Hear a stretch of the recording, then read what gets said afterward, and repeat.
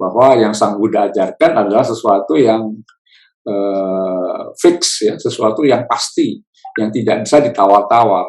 Agamanya boleh berkurang, umatnya boleh berkurang, tapi agamanya nggak boleh berkurang.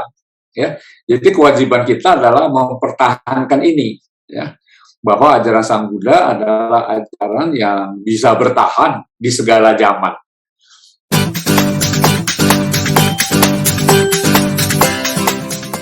Sekarang jumlah umat agama Buddha saat ini dibandingkan saat itu, mana yang lebih banyak?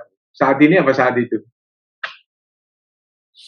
Tentu nggak dihitung, ya. Jadi kita punya Biro Pusat Statistik ini, saya tidak tahu ngitungnya bagaimana, tapi katanya nggak pernah tepat, ya.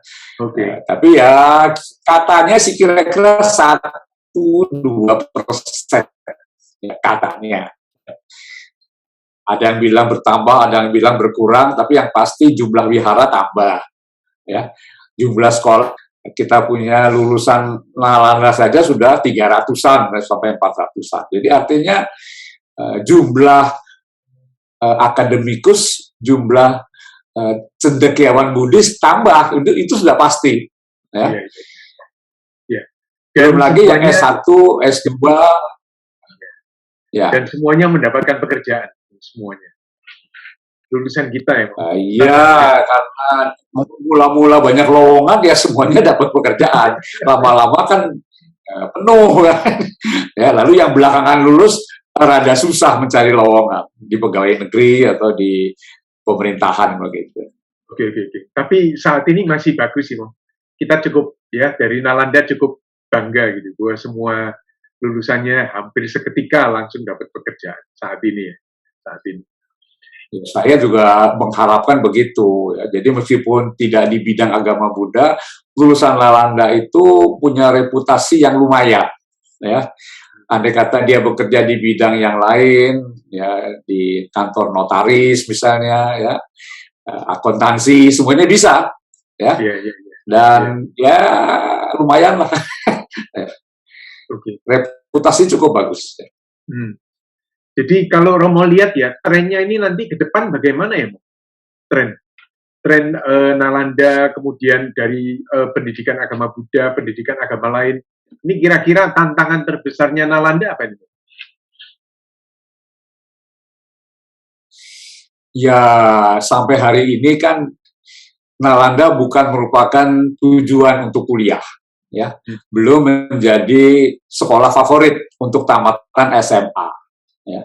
Jadi artinya kualitasnya juga mungkin bukan yang A begitu, ya. Tapi ya lumayan lah, ya. Dengan keadaan yang sekarang ini saya masih merasa oke lah, ya. Oke.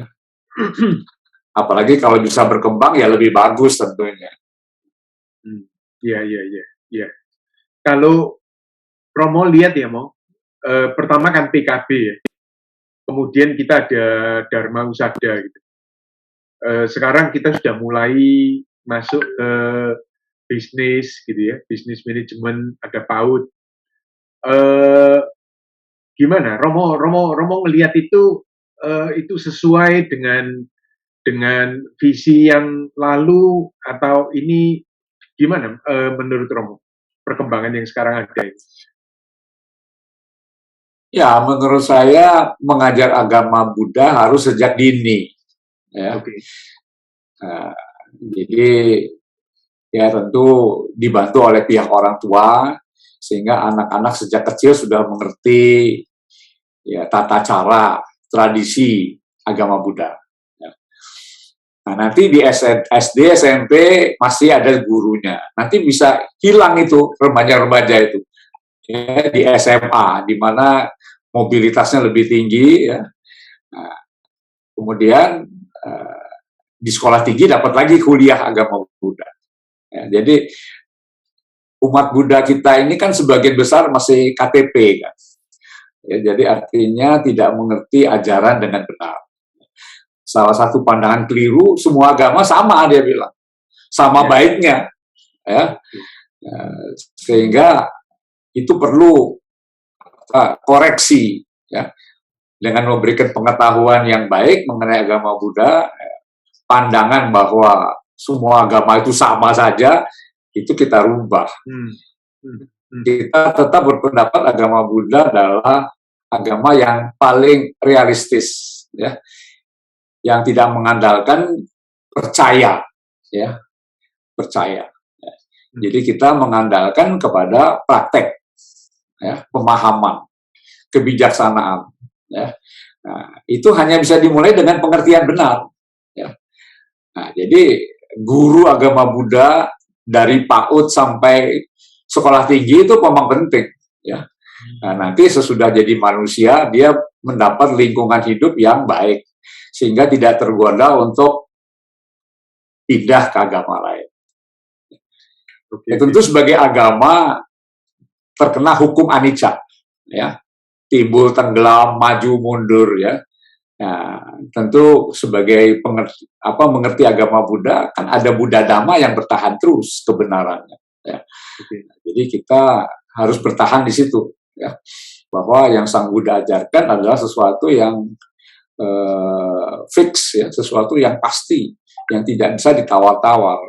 Agamanya boleh berkurang, umatnya boleh berkurang, tapi agamanya nggak boleh berkurang, ya. Jadi kewajiban kita adalah mempertahankan ini, ya, bahwa ajaran Sang Buddha adalah ajaran yang bisa bertahan di segala zaman.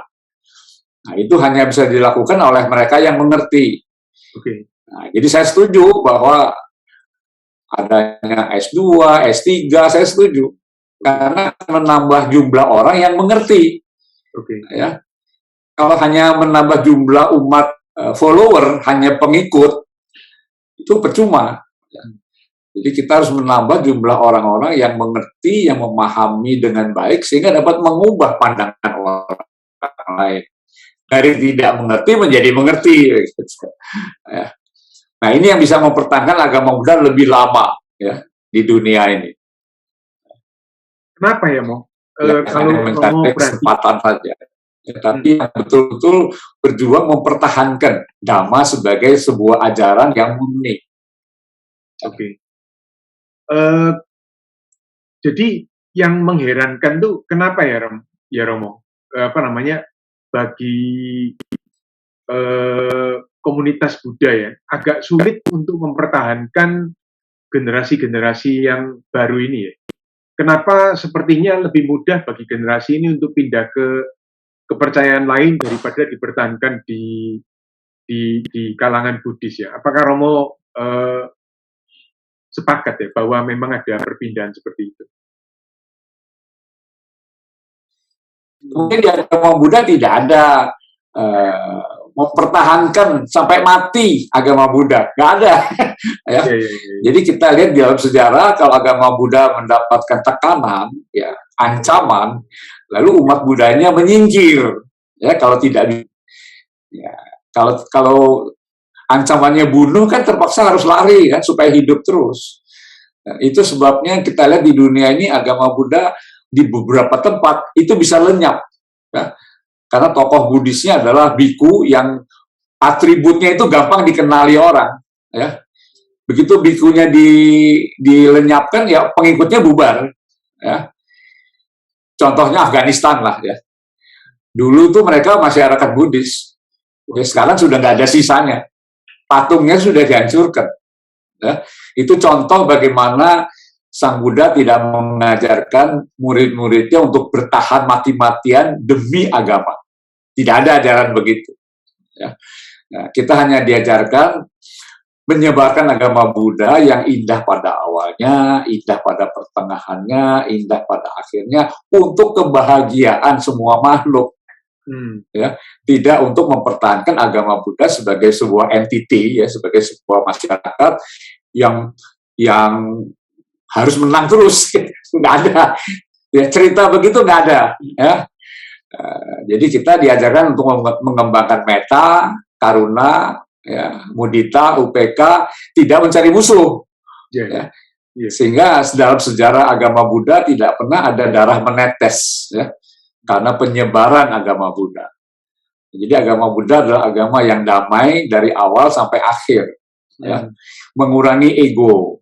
Ya. Pak Steve, bayangkan saja, agama Buddha diakui pada tahun 66. Ya.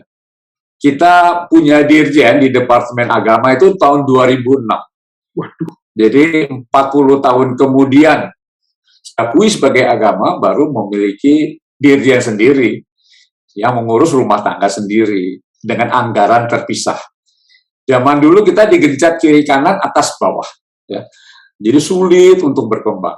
Ya. Bagaimana mau bangga? Ya, Wow. Nggak ada.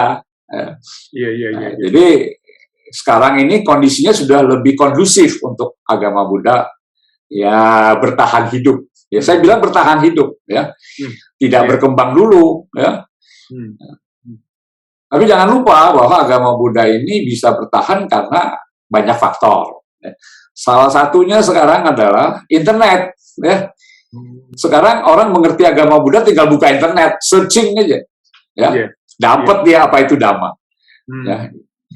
Itu keuntungan daripada medsos, ya. Sekarang Nalanda ini harus menjadi lembaga yang solid, ya, yang bisa mempertahankan core-nya. Ya, core-nya itu artinya inti, ya. Ya kita tentu punya lembaga kebikuan, kepanditaan, ya. Tapi kan bukan lembaga pendidikan, ya. Nalanda itu lembaga pendidikan, bisa mencetak S1, S2, S3, ya, yang diakui oleh masyarakat umum, begitu. Ya, tidak hanya lembaganya sendiri. Ya. Nah, itu yang penting buat saya tuh Nalanda tuh pentingnya di situ, ya, menjadi legitimasi, ya, mengesahkan bahwa lulusan Nalanda ini layak, begitu. Ditempatkan sebagai salah satu cendekiawan Buddhis di Indonesia.